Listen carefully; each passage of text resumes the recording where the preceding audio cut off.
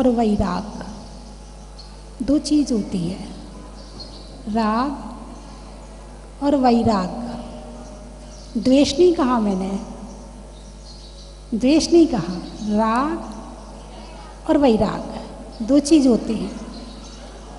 राग में इकट्ठा करते हैं, द्वेष में दूर भगाते हैं, लेकिन वैराग्य में समभाव होता है।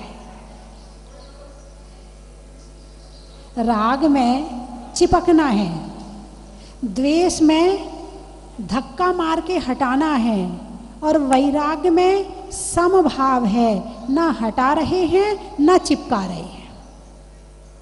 इसका नाम है वैराग्य। कल चर्चा हुई थी कि भीड़ का जीवन अनंत काल से जिया है, एकांत का जीवन आज तक कभी भी नहीं जिया है।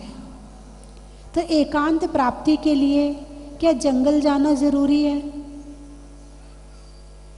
जो लोग अकेले रहते हैं, परिवार में कई बार हो जाता है कि बिल्कुल अकेले रहते, कोई भी नहीं रहता उनके साथ, तो क्या वो एकांत में हैं? क्या उनके पास भीड़ नहीं है? भीड़ जरूरी नहीं कि बाहर ही होती है, भीड़ होती है यहाँ। यहाँ पर राग है तो भीड़ इकट्ठी करोगे, यहाँ पर द्वेष है तो दूर भगाओगे, और यहाँ पर वैराग्य है तो अकेले में भी शांति से रहोगे और भीड़ में भी शांति से रहोगे। कितने लोग हैं जो अपने घर में शांति से रहते हैं? कोई नहीं रहता।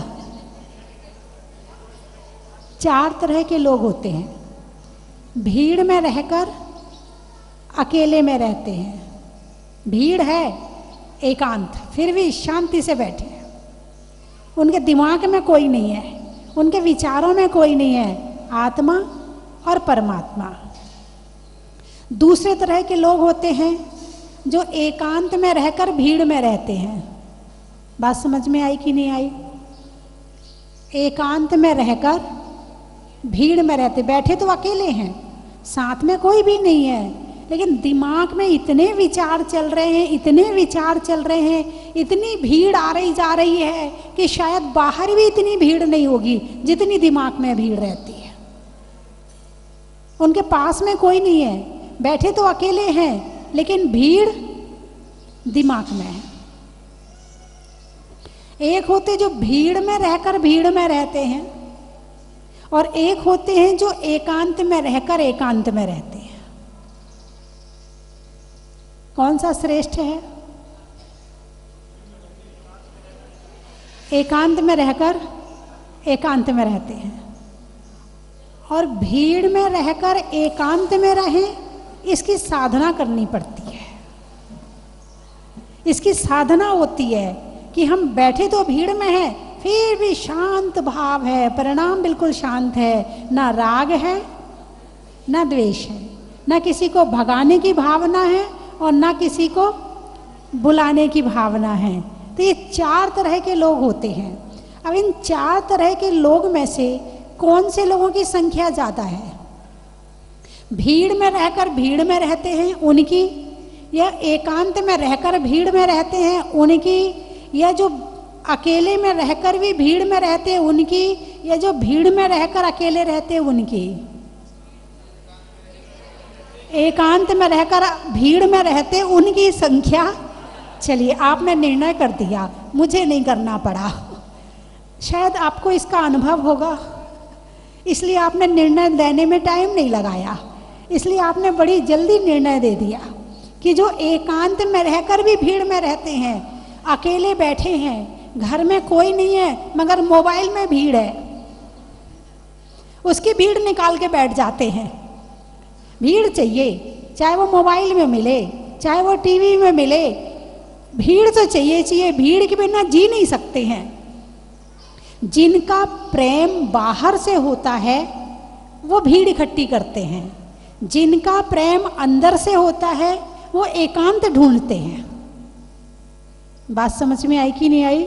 जिनका प्रेम आत्मा से होता है, परमात्मा से होता है, वो एकांत ढूंढता है। अरे एकांत मिल जाए, जरा अपना ध्यान कर लें, जरा अपना ज्ञान कर लें, स्वाध्याय कर लें, जरा भक्ति कर लें। ये तो क्या है, इनकी चर्चा तो गृहस्थी की कभी खत्म होने वाली है ही नहीं है।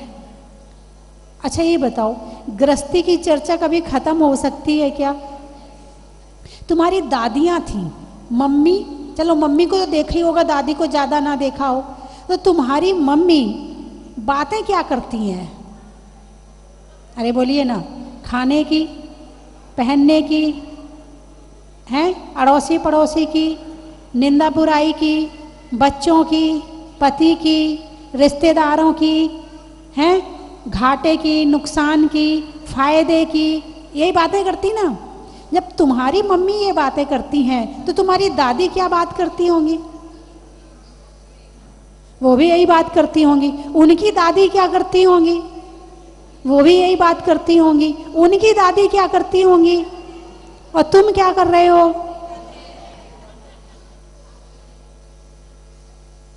मतलब रिपीटेशन चल रहा है, रिपीट हो रहा है, सारी दुनिया केवल रिपीट कर रही है। तो अब ज्ञान आने के बाद ये मामला खत्म हो जाता है। ज्ञान आने के बाद विचार करते, अरे ऐसी चर्चाएं तो अनंत काल से करी है, अब तो धर्म की चर्चा करें, कुछ आत्मा की चर्चा करें, कुछ परमात्मा की चर्चा करें, जिससे कुछ रिजल्ट मिले। यदि आपने किसी से, आपने घर में क्या बनाया, क्या खाया, किसने खाया, कैसे खाया, आपने किसी से ये चर्चा करी, तो उसका रिजल्ट क्या है? पुण्य बंध। अरे बोलिए ना, घर गृहस्थी की चर्चा करने से कौन सा बंध होता है? पाप का बंध या पुण्य का बंध? पक्का? कितने होशियार लोग बैठे, फिर तो करते नहीं होंगे ना। और धर्म की चर्चा करने से किसका बंध होता है? पुण्य का या पाप का? कौन सी चर्चा करते हो आप? तो बंध दूसरे को हो रहा होगा, तुम्हें थोड़ी हो रहा होगा। हमको ही होता है, जो करेगा उसे होगा, है ना। तो जब धर्म चर्चा, जब आत्मा से प्रेम होता है तो बाहर की बातें व्यर्थ लगती हैं, बकवास लगती हैं। ऐसा लगता काहे को ये मुझे सुना रहे हैं। मैं अपनी बात बता रही हूँ, मुझे लगता है क्यों सुना रहे हैं मुझे। कई बार चुप रहूं, चलो भाई तुम बोल रहे तो बोलते रहो, लेकिन फिर भी लगता है मन में कि ये सुना क्यों रहे हैं, इससे लेन देन क्या है, इससे रिजल्ट क्या मिलना है। और तुम्हारी भी गलती नहीं है, तुम अपने घर में जिन चर्चाओं के अंदर घुसे पड़े हो, और जब साधु संत के पास भी जाओगे तो वहाँ भी यही चर्चा करते हो। वहाँ भी तुम्हें, क्योंकि धर्म चर्चा तो आती नहीं है। जब धर्म चर्चा नहीं आती, प्रश्न है नहीं दिमाग में तुम्हारे कि तुम कुछ धर्म चर्चा कर सको, कोई प्रश्न पूछ सको। यदि अभी इसी वक्त ये कह दिया जाए कि एक प्रश्न पूछिए धर्म के विषय में, खोजना पड़ेगा कि कहाँ से लाएं।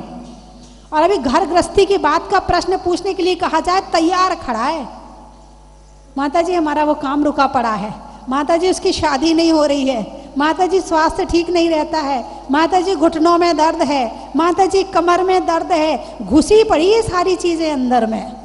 अब 24 घंटे चर्चाएं भी पाप की, चिंतन भी पाप का, विचार भी पाप के, भीड़ भी पाप की, तो बंद किसका हो रहा है? पाप का। उदय किसका आएगा? बोलिए ना, किसका उदय आएगा? और फिर आके भगवान से शिकायत करते हो कि भगवान हमने क्या बिगाड़ा तुम्हारा जो हमारे घर में इतने दुख आ रहे हैं। भगवान ने कुछ नहीं बिगाड़ा है, भगवान कुछ कर ही नहीं रहे हैं। जो तुमने बीज बोया है वही फसल उग के आई है, अब खाना तो तुम्ही को पड़ेगा। लोगों को लगता नहीं, भीड़ जो कर रही ना वो सही कर रही है। सारे लोग ऐसे कपड़े पहन रहे, हम अकेले थोड़ी पहन रहे, सारे लोग पहन रहे हैं। जब सब पहन रहे तो हमें पहनने में, मतलब भीड़ जो कर रही है वो तुम्हें सही लगता है। तुम सोचते हो भीड़ में सत्य होता है, जरूरी नहीं है कि भीड़ में सत्य हो, ये जरूरी, बोलिए जरूरी है या नहीं है? नहीं है ना। अच्छा चलो एक बात पूछती हूँ आपसे, हमारे जैन समाज में श्रावक कितने हैं और साधु कितने हैं? भीड़ कहाँ है? हैं? श्रावक की भीड़ ज्यादा है और साधु की भीड़, इसका मतलब जो भीड़ कर रही वो सही है? सही तो बताओ, सही क्या है? जो ग्रस्त कर रहे हैं, जो घर में कार्य हो रहे हैं, जो तुम लोग सब कुछ कर रहे हैं, क्या ये 100% सत्य है? नहीं है। लेकिन भीड़ भले कम है मगर सत्य तो वही है जहां पर सत्य है। साधु की संख्या 1000, 2000 और श्रावक 1 करोड़। अब 1 करोड़ श्रावकों में 1-2 हजार साधु कितने % हुए? 0.00, वो भी नहीं हुए। और सत्य कहाँ है? धर्म कहाँ है? छोड़ के निकल गए, भीड़ के रास्ते को छोड़ दिया और एकांत का रास्ता चुन लिया। कौन सा रास्ता चुना है? एकांत का। भीड़, आप सोचते, जब कोई, मैंने कल भी बताया था, जब कोई दीक्षा लेने जाता है तो इतने समझाने वाले आते हैं उसको, ऐसे अरे काय को दीक्षा ले रही है, क्या होता है दीक्षा लेने से, कौन सा मोक्ष मिल जाएगा दीक्षा लेने से। जब कोई भीड़ में से निकल के एक व्यक्ति ऊपर उठता है तो उसकी टांग खींचने वाले, जब हम भीड़ में जी रहे हैं तो तू कैसे ऊपर जा सकता है? यहाँ भी बैठे होंगे समझाने वाले, किसी न किसी को तो समझाया होगा, बैठे ही होंगे। कोई मौका मिल जाए बस समझाने का। जो काम खुद नहीं कर रहे ना और सामने वाला कर रहा है तो सहन नहीं होता है। एक माँ परेशान है अपने पति से, क्या वो अपनी बेटी को कभी शिक्षा देती, बेटी शादी मत करना? अरे बोलिए ना, शादी बहुत बुरी चीज है, शादी मत करना। देख रही कितना कलेश रहता है, देख रही कितने दुखी हैं हम, तू तो जा दीक्षा ले ले। किसी माँ ने आज तक अपनी बेटी को ऐसी शिक्षा दी है?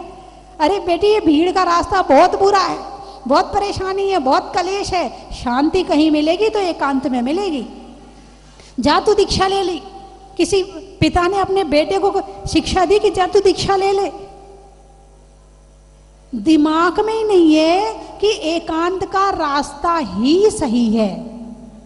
ही लगाओ यहां। पहले मुनिराज दीक्षा लेकर कहां जाते थे? जंगल में। अब शरीर की शक्ति नहीं है, इसलिए आपके बीच रहना पड़ता है। क्या? अरे बोलिए ना, रहना पड़ता है। मन तो आज भी है कि जंगल में जाके रहें, मन तो आज भी है कि जंगल में जाके रहें। जंगल में भीड़ कम जाएगी, यहाँ तो बहुत समय देने में आ जाता है, और जंगल में रहेंगे तो खुद के लिए ज़्यादा टाइम मिलेगा, और जिसको टाइम चाहिए होगा वो जंगल में आ जाएगा। लेकिन दूर की रिश्तेदारी कम निभाई जाती है। दूर की रिश्तेदारी, अब कोई व्यक्ति आपके अमेरिका में बैठे हैं, आप कितनी रिश्तेदारी निभाओगे? कितने बार अमेरिका जाओगे? जीवन में एक बार भी चले जाओ तो बड़ी बात है। उसको और बुला लोगे, भाई यहीं सारे हैं, तू ही आ जा। उसको ही निभाने आना पड़ेगा, तुम नहीं जाओगे निभाने के लिए। तो दूर की रिश्तेदारी कम निभाई जाती है। मुनिराज जंगल में चले जाते थे, वहां पर भीड़ है ही नहीं, लेकिन दिमाग की भीड़ निकाल करके जाते थे। जरूरी नहीं कि जंगल में गए तो भीड़ नहीं है, दिमाग में लेके चले जाएं। मेरे इतने घोड़े हैं, इतने हाथी हैं, मैं ऐसा राजा था, मैं ऐसा था, ऐसा था, मेरे पास में इतनी रानियां थी, मेरे इतने बच्चे थे, मेरे इतने वैभव था। भीड़ लेके चले जाती, लेकिन नहीं, जब जंगल में जाते हैं तो दिमाग की भीड़ उतार करके जाते हैं। एकांत की साधना करनी पड़ेगी। कल मैंने बताया था, चींटियां कभी एक नहीं मिलेगी आपको। एक चींटी देखने मिलती कभी नहीं मिलती। कितनी होती हैं? बहुत सारी होती हैं। मक्खियाँ वो भी बहुत सारी होती हैं। मच्छर वो भी बहुत सारे होते हैं। भेड़ पूरे समूह में चलती है। अच्छा, और भी जितनी भी गाय आदि है वो भी समूह में रहना पसंद करते हैं। और शेर,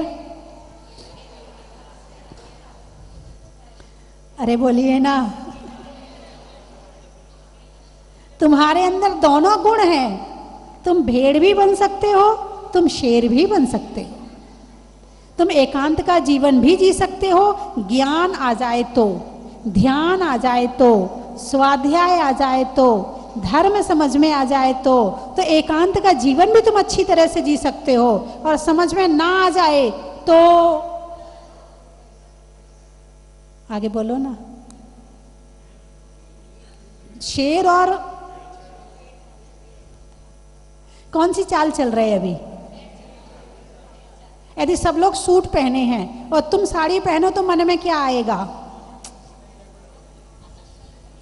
अरे बोलिए ना, अरे इनके सामने तुम पागल लग रहे हैं, साड़ी तो सूट पहन के आई, मैं ही साड़ी पहन के आई, देखो कैसी बुढ़ी बुढ़ी अम्मा तक सूट पहनी है। तुम अकेले जो काम अकेले करते हो ना, तुमसे होता नहीं है। चाहे वो पहनने का हो, चाहे वो उपवास का हो, चाहे वो धर्म करने का हो। हैं, उपवास करने के लिए एक महिला आई, बोले हम नमोकार मंत्र के व्रत लेना चाहते हैं। तो मैंने कहा ले लो। नहीं नहीं ऐसे नहीं। तो फिर कैसे?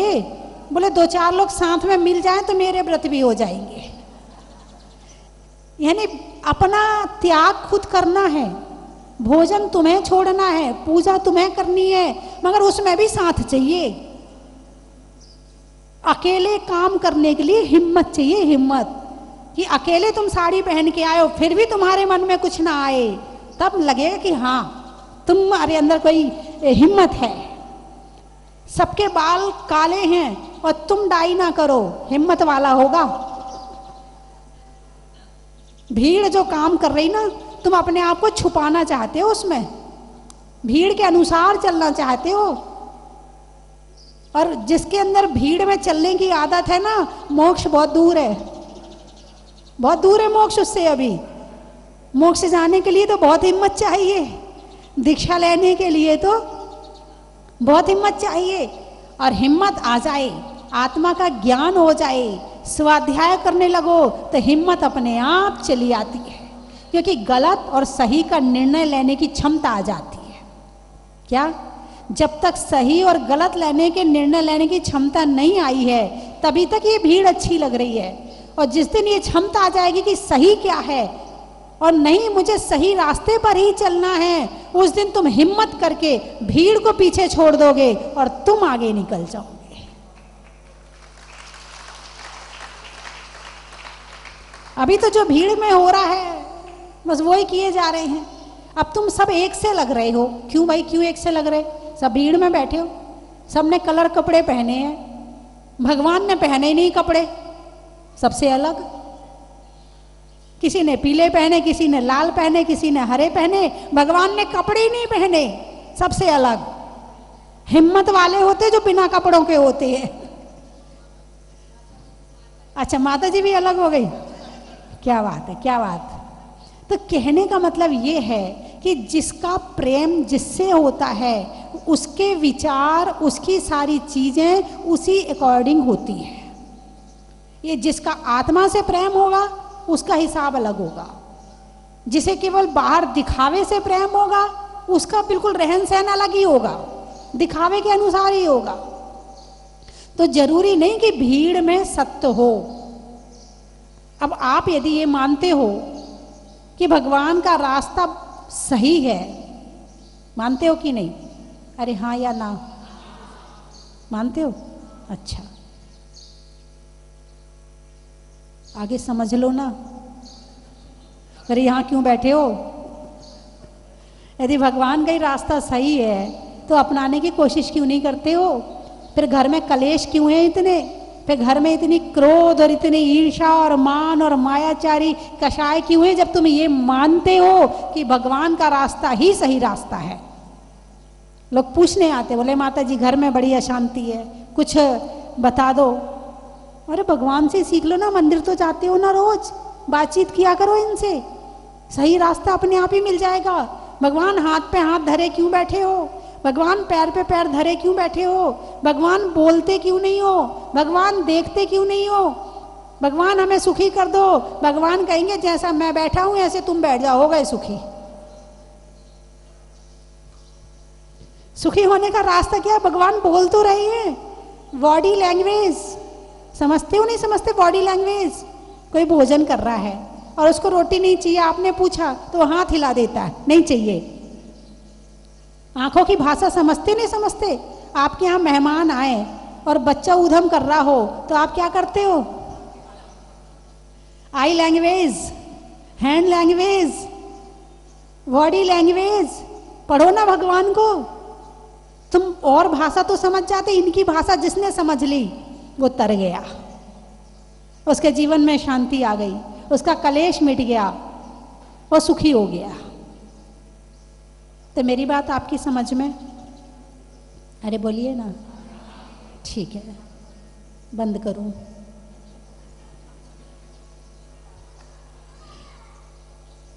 आप लोग तो सब मूर्तिवत बैठ गए, बिल्कुल हिल भी नहीं रहे कोई। बिल्कुल एकाग्रता आ गई, एकांतता आ गई। एकांत में अब आपको, जब मेरी बात आपके कान में जा रही है तो आपको अपने पड़ोसी की भी याद नहीं होगी कौन मेरे बाजू में बैठा है। इसका नाम है एकांत।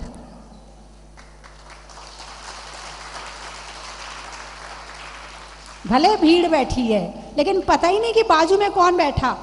दिमाग में कोई और है ही नहीं है, दिमाग में कोई विचार ही नहीं है। इसका नाम है एकांत। और इसकी साधना जो शुरू कर देता है उसे मिलना भी हो जाता है। साधना तो करनी पड़ेगी। जब घर के लिए इतना कष्ट सहन करना पड़ता है तो थोड़ा ध्यान के लिए भी कुछ करना चाहिए। चलिए मैं 3 चीज़ें बोलूँगी, आपको कहना बड़ा ही। हिंदी में मात्रा का, स्कूल में छात्रा का, आज आपकी जहाजपुर की यात्रा का, रेल में पात का, पेट में आत का, और तीर्थंकरों में मुनि सुब्रत नाथ का, अनाज में दाने का, इनाम में पाने का, और आज आपके यहाँ आने का। दिल्ली से ज़्यादा से ज़्यादा दिल्ली वाले आए आज तो।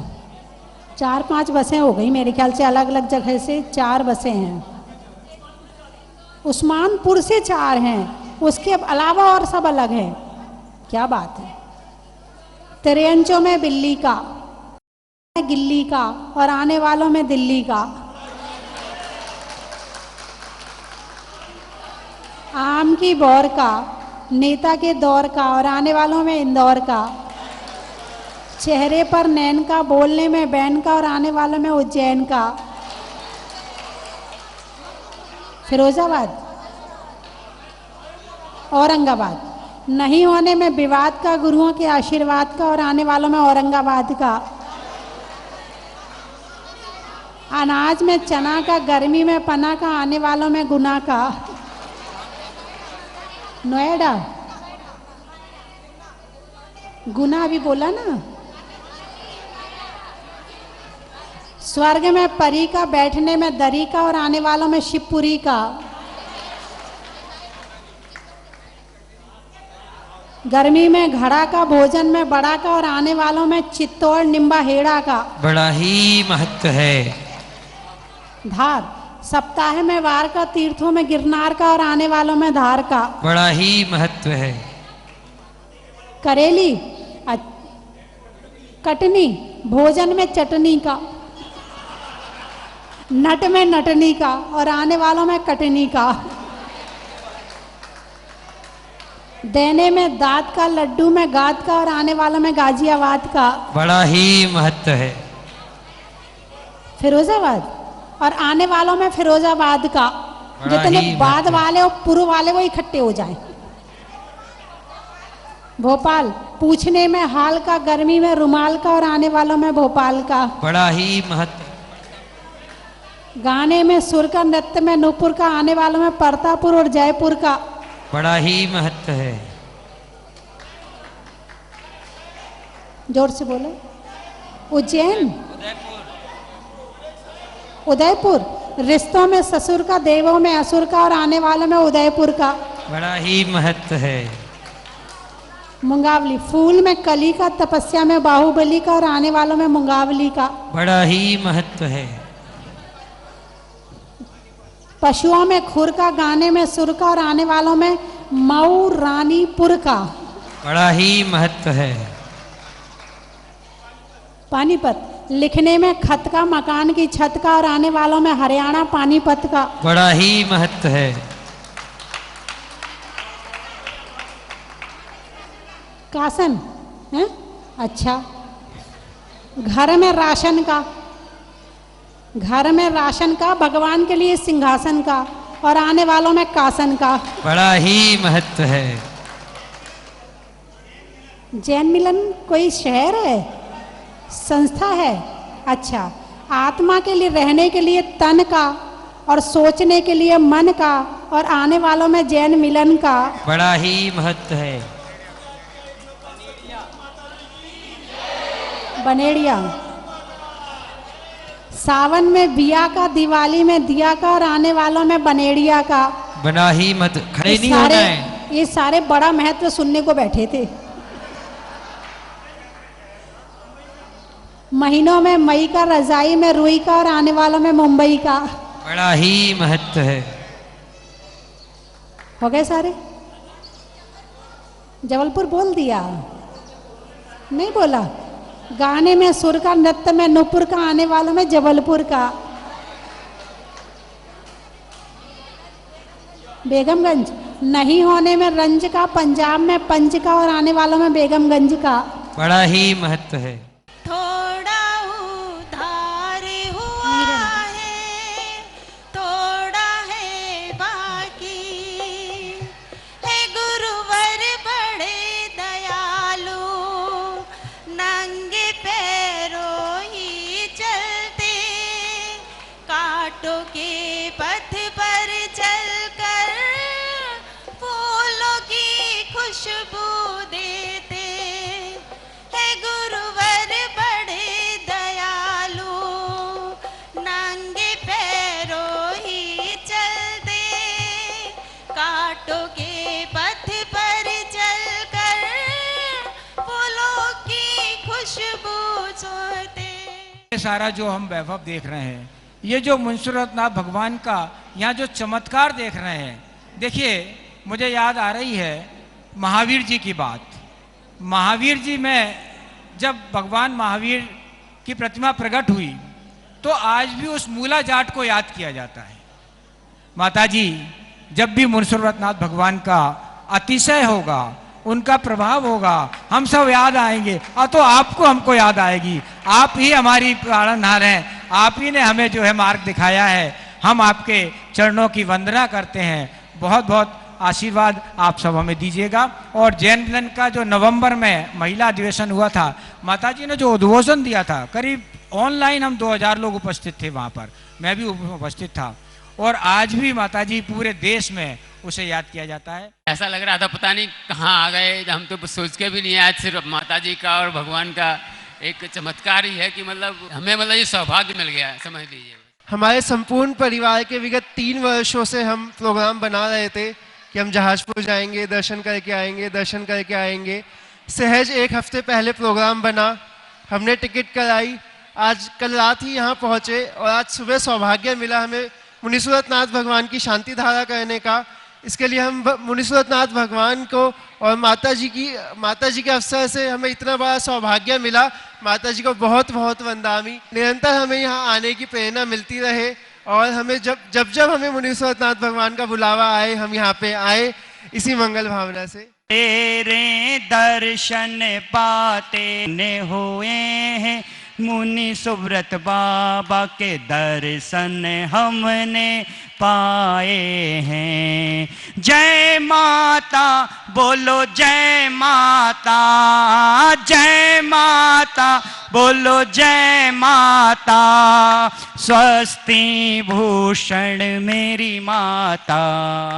कहते हैं किसी के जीवन में गुरु नहीं रहता है, उसका जीवन शुरू नहीं होता है। इसी तरह हर वक्त संसार में हो या धर्म में हो, हमें गुरु की ज़रूरत पड़ती है। ऐसे ही गुरु का आज हमारे साक्षात हमारे जहाजपुर में दर्शन हुए, दर्शन पाकर हमारा स्वस्ति ग्रुप पावन हो गया। माता जी, हमारा ये जो ग्रुप है, हमारे ग्रुप का नाम स्वस्ति ग्रुप है और ये ग्रुप हमने 5 सालों में इस्टेब्लिश किया है हमने, और इसमें हम धार्मिक काम भी करते हैं, अच्छे प्रोजेक्ट भी लेते हैं। हम अच्छी गरीब महिलाओं के लिए भी हम आगे बढ़ाने का, जाने का कुछ प्रॉब्लम रहती है, ऐसे छोटे हम लोग प्रोजेक्ट करते हैं। तो हम ये ग्रुप आगे भी ऐसा ही करते रहे और हर साल में एक बार हमारा ग्रुप कहीं ना कहीं तीर्थ पे जाता ही है। तो इस साल हमने जहाजपुर का, हमारा जहाजपुर ग्रुप नाम देकर हम आज यहाँ पर आपके आशीर्वाद के लिए आए माता जी। यहाँ कैसा लगा वो बताओ। और यहाँ आकर माता जी सब महिलाएं बोल रही है कि हम 8 दिन के लिए यहाँ पर नेक्स्ट टाइम आएंगे माता जी। बहुत बढ़िया, बहुत सुंदर, इतना बढ़िया लग रहा है, इतना 8 दिन तो लेंगे, बाद में देखेंगे माता जी, जब पोता पोती आएंगे तब यहाँ रहने। इसलिए आप हमें, हमारे ग्रुप को आशीर्वाद दीजिए, ऐसा ही आपको हमारे को धर्म का लाभ मिले। साल भर पहले ये विश किया था कि मेरा जन्मदिन मैं यहाँ मनाऊं। ये बाबा का चमत्कार है जो आज मैं इतनी सब सहेलियों के साथ आज मेरा जन्मदिन मना रही हूँ। मना भाई, बार बार ये दिन आए, बार बार दिल ये गाए, तुम जियो हजारों साल, ये हमारी आरज़ू। लेकिन कई लोगों की पहली यात्रा है, तो सब लोग इतने ज़्यादा, इतने उत्साहित हैं कि मैं बता नहीं सकती हूँ। और इतना अच्छा लग रहा है यहाँ आके। हम 7 बजे जाने वाले थे माता जी, अब हम 9:30 बज चुके हैं, अब 10 बजे निकल रहे हैं। और आपका क्या, आपके उपमा तो हम क्या दें, लेकिन माता जी मधुर कोकिला कंठ जो आपकी है वो हमें कहीं इतना अच्छा लगता है सुनने में। आपके जो छोटे प्रवचन के माध्यम से आप जो बताती हैं, 15-20 मिनट का प्रवचन होता है लेकिन पूरे दुनिया का साथ जैसे उसमें दे देते हैं आप। चलो रे चलो रे चलो, चलो रे चलो रे चलो, चलो जहाजपुर। चलो रे चलो रे चलो, चलो रे चलो रे चलो, चलो जहाजपुर। जय जिनेंद्र बंधुओं, एक बार पुनः स्वस्ति धाम आपको बुला रहा है। अवसर आया है आने वाली 20 अक्टूबर को मुनीश्वरनाथ भगवान की पावन छत्र छाया में परम पूजनीय स्वस्ति धाम प्रणेता गणनी आर्यिका स्वस्ति भूषण माता जी के सत्संग पावन सानिध्य में सरस्वती मंदिर का भव्य शिलान्यास समारोह होने जा रहा है। बंधु 23 अप्रैल 2013 महावीर जयंती के दिन मुनीश्वरनाथ भगवान के साथ में 13 प्रतिमाएं निकली थी, उनमें से एक है सरस्वती माता की प्रतिमा। उनके लिए एक सरस्वती मंदिर का निर्माण हो रहा है और उसी में ध्यान एवं साधना केंद्र बनेगा, साथ ही स्वाध्याय कक्ष बनेगा जिसमें प्रतिदिन स्वाध्याय वहां पर होगा। लोग वहां बैठ करके साधना करेंगे, स्वाध्याय करेंगे। इसमें अपना द्रव्य लगाने का, साथ ही से पुण्य बंद करने का सुनहरा मौका मिला है। बंधुओं, अपनी शक्ति के अनुसार, अपनी सामर्थ्य के अनुसार इस सरस्वती मंदिर के शिलान्यास में एक एक शिला लगाकर अपने चंचला लक्ष्मी का सदुपयोग करें। बंधुओं, रत्नशिला जिसकी न्यौछावर राशि है 51,000 रुपये, हीरक शिला 31,000 रुपये, स्वर्णशिला 21,000 रुपये, रजतशिला 11,000 रुपये और ताम्रशिला 5100 रुपये हैं। अपनी अपनी शक्ति के अनुसार, सामर्थ्य के अनुसार अपनी चंचला लक्ष्मी का सदुपयोग करें और एक एक शिला लगाकर एक ऐतिहासिक जहाज मंदिर जो यहाँ बना है, इस जहाज मंदिर के पीछे सरस्वती मंदिर का निर्माण हो रहा है, उसमें अपना द्रव्य लगाएं। धन्यवाद। कंचन की थाल को सजाओ रे आज, रत्नों की थाल को भर लाओ रे आज। आओ आओ करे रे गुणगान आरती भगवन की। आओ आओ करे गुणगान आरती भगवन की। आओ आओ करे रे गुणगान आरती भगवन की।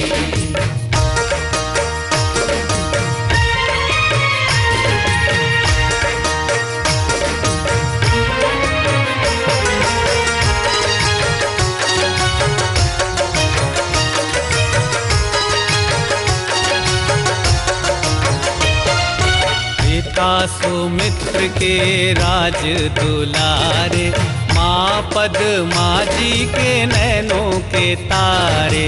पिता सुमित्र के राज दुलारे, माँ पद्मा जी के नैनों। परम विदुषी लेखिका गणिनी आर्यिका रत्न श्री 105 स्वस्ति भूषण माता जी जिन्होंने मात्र 20 वर्ष में 100 से भी अधिक किताबें लिखकर जैन समाज को अनूठा योगदान दिया है। बड़े बड़े विधान जैसे कल्पद्रुम महामंडल विधान, सिद्ध चक्र महामंडल विधान, इंद्रध्वज महामंडल विधान एवं विशेष जिनपद, पूजांजलि आदि महत्वपूर्ण साहित्य बहुत ही सरल व सुबोध शैली में लिखे हैं, जिसमें गद्य एवं पद्य साहित्य भी समाहित है। इन महान साहित्यों को पढ़कर आप भी अपने ज्ञान का विकास कर सकते हैं। साहित्य प्राप्त करने हेतु आज ही संपर्क करें। संपर्क सूत्र 7906062500 98683456768।